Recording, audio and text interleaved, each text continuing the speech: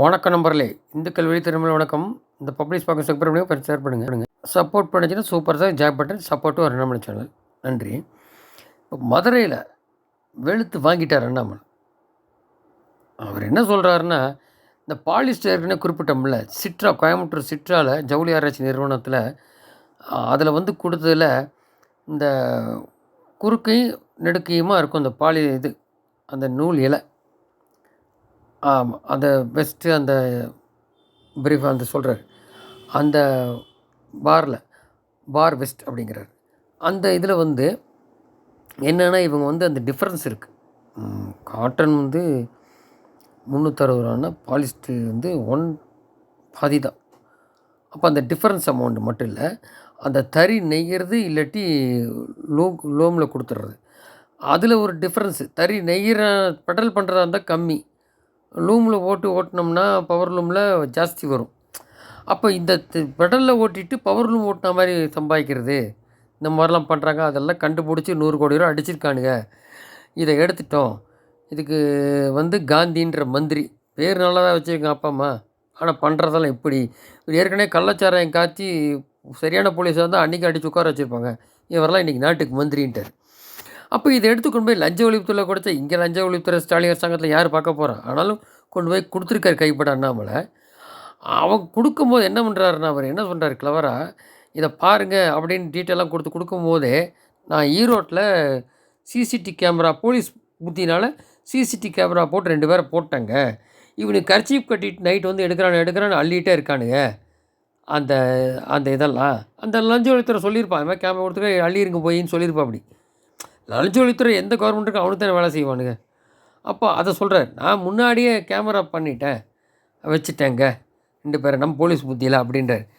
அதனால் இனிமேல் இந்த நேரு பையன், நேரு குடும்பம், இப்படி ஒவ்வொருத்தர் குடும்பமும் இங்கே வேலைக்காகாது. இதனால் வளர்ச்சியே வராது. குடும்பங்கள்லாம் நம்ம குடும்பம்லாம் ஒன்றும் இல்லாமல் ஆயிரும். அதில் இவ்வளோ அடித்து துரத்தணும், அரசியலை விட்டு இவனுங்களெல்லாம் ஓட அப்படிங்கிறது தான் இவர். சாமானியன் தான் இருக்கணும், எல்லாம் இருக்கக்கூடாது. வேட்டையாடுற நாய் மாதிரி வேட்டையாட போகிறேன் இனிமேல் அப்படின்ட்டார். அப்புறம் மாயாண்டிங்கிறாங்க. மாயாண்டின்னா தென் மாவட்ட இவர், அது மோடி இருக்கார், நாங்களும் தொண்டராக இருக்கோம். தென் மாவட்ட காடு மாயாண்டி தேவர். அதில் பூச்சாண்டிங்கிறாங்க. நாங்கள் பூச்சாண்டினா விபூதி விட்டுட்டு போகிறோம், உங்களை மாதிரி அழிச்சிட்டு எஸ்பிடி முஸ்லீம் கட்சியில் போய் விபூதி அழிச்சிட்டு போய் ஓட்டு கேட்டோமா அப்படின்னு கேட்குறாரு. பூச்சாண்டி இப்படிங்கிறாங்க. அப்புறம் ஒருத்தர் என்னமோ லேகியங்கிறாரு. 27ஆம் இருக்குது லேகியம். அவர் வரும்போது பல இடத்துல 15 லட்சம் பேர் சேர போகிறாங்க. அது என்ன லேகியம்னா, லேகியம் கொடுக்குறதில்ல, ஆக்சுவலாக வந்து இந்த ஏடிஎம்கே டிஎம்கேலேருந்து ஆட்கள் வந்து சேர போகிறாங்க அப்படிங்கிற அர்த்தத்தை எடுத்துக்கலாமான்றது அப்படி தான் சொல்லிட்டுருக்காங்க. இன்றைக்கி கூட நம்ம குறிப்பிட்ட மாதிரி விஜயதாரணி போய் டெல்லியில் சேர்ந்துட்டாங்க, காங்கிரஸ் எம்எல்ஏ. அது கூட எங்கள் கம்யூனிட்டியில் போட்டிருந்தோம். அப்போ விஜயதாரணி எம்எல்ஏ போய் சேர்ந்தாச்சு. விஜயதாரணி எம்எல்ஏ வந்து கவிமணி தேசிய விநாயகம் பிள்ளையோட பேத்தி அந்த மாதிரி வரும். அவங்க கிராண்ட் சிஸ்டர் டாக்டர் அந்த மாதிரி சொல்லுவாங்க. கவிமணி தேசிய பிள்ளை ஒரு போயட், அவர் சுதந்திர காலத்தில். அவங்க இப்போ 3வது தடவை எம்எல்ஏ. ஆனால் இப்போ அவங்க இங்கே சேர்ந்துட்டாங்க. அதிருப்தி தான். ஏன்னா இங்கே நல்லா வளர்ச்சி அண்ணாமலை பண்ணுறாரு தெரியும், மோடி என்ன பண்ணுறாருன்னு தெரியும். இந்த மாதிரி இன்னும் எம்பிகள் எம்எல்ஏலாம் ஏடிஎம்கே டிஎம்கேலாம் வரப்போகிறாங்க. திமுக தொண்டர்களே இனி ஓட்டு போட போகிறதில்ல திமுகவுக்கு, இங்கே தான் போட போகிறான், வெறுத்து கிடக்கிறேன் அப்படின்ட்டார். ஸோ இது ஒரு பக்கம். ஒரு தமிழ் எழுத்து தெரில, இந்த 35 பேர் இருக்கான்னு துண்டு சீட்டு பார்க்காட்டி அதுவும் படிக்க தெரியாது ஸ்டாலினுக்கு. வாழ்த்துக்கள் எழுதுனா வாழ்த்துகள் அப்படி எழுதுகிறா. அவர் இத்து விட்டுட்டு 56 பேர் தமிழில் ஃபெயில் ஆகிறான். இந்த மாதிரி ஆளெல்லாம் வச்சுட்டு என்ன பண்ணுறது? அப்படி போட்டு கிளிக்கிற. இதில் ஒன்று தெரியுது, ஏடிங்க பழனிசாமி இன்னும் ஒரு துண்டாக உடஞ்சதுன்னா அது இந்த தினகரன் சசிகலா குரூப் இதுதான் உண்மையான ஏடிஎம்கேன்னு சொல்ல முடியும். மோடி அமித்ஷா எந்த லெவல்லையும் பண்ண முடியும். அவங்க இன்னும் சரியான படிக்கு இங்கே கவனம் செலுத்தலை. அதுக்கு உதாரணம் கேட்குறீங்களா? இப்போ அந்த பாம்பேயில் பாருங்கள், சரத்பவார் வந்து காங்கிரஸ் வந்தவர், அவர் கட்சி வச்சுருந்தார். அண்ணன் பையன் உடச்சி இங்கே வந்து துணை முதல்வர் ஆகிட்டார். அதுதான் ஒரிஜினல் கட்சின்னு சொல்லியாச்சு. அதே மாதிரி சிவசேனை உங்கள் அப்பா காலத்து பால் தாக்கர காலத்து இருந்தார், அது வந்து ஏக்நாத் சிண்டே உருவானார். ஸோ 2 குடும்ப கட்சியும் போயிடுச்சு. அந்த சிவசேனை வந்து டம்மி ஆயிடுச்சு, வந்தவர் ஒரிஜினல் ஆகிட்டார். அந்த மாதிரி தான், பண்ண முடியாதுன்னு ஒன்றும் இல்லையே. இப்போ ஏடிஎம்கே இன்னொரு பாதி உடஞ்சிது நான் பழனிசாமிட்டு இருந்து, அதுதான் ஒரிஜினல். அங்கே ரெட்டையில் கொடுத்துட்டு போவாங்க. அதில் பன்னீர் தினகூடி எல்லாம் சேர்ந்துருவாங்க. இது ஒரு பக்கம் இருக்குது. இந்த நிலைமை தான் 24 தேர்தலுக்கு அப்புறம் திமுகவுக்கு வரும். திமுக அதே ஒரு 2ஆம் 3 போய் இது பண்ணுவாங்க. அது சின்னம் கொடுக்குறலாம் கொடுக்கலையே தெரியும், அது அப்படியே இருக்க வேண்டியது 2ஆம் 3 போய் அது மம்தாக்கு எல்லாத்துக்கும் வரப்போகுது. அதுதான் இவங்க நீ நினைக்கிற மாதிரி இல்லை, எக்ஸ்ட்ரீம் எப்படி வேணாலும் எடுக்க தான் போகிறாங்க. கடைசியில் பார்த்தா சோலோ பிக் பார்ட்டியாக மாறிடும். இது ரொம்ப பேருக்கு வேடிக்கையாக இருக்கும், வரும்போது தெரியும். அதுதான் பெரிய பிளான்றது, அதான் அலறானுங்க எல்லாம். ஸோ இப்போ திமுக உத்தரப்பிரதேசம் பீகார் மக்களை திட்டுது பான் பராக்காதுன்னு, இங்கே 2வது இடத்துக்கு போய் தமிழகம், அடுத்து கர்நாடகா 3வது இடத்துக்கு வந்துடும், இந்த நிலைக்கு தள்ளப்பட்டு விடும். எந்த தொலைநோக்கு சிந்தனையும் திமுக கிடையாது. 33 ஆட்சியாக திமுக ஆட்சி பார்த்து கொண்டிருக்கும். ஒரு ஆட்சி எப்படி நடக்கக்கூடாது என்பதற்கு இலக்கணம் திமுக. கடன் வாங்கிய மாநிலம் இந்தியாவில் முதல் இடம். மது விற்பனை மூலமாக 44,000 கோடி 50,000 கோடியும் போயிட்டுருக்கான். 511 தேர்தல் வாரியில் 20 கோடி தேர்தல் நிறைவேற்றலை. அதெல்லாம் போட்டோம்.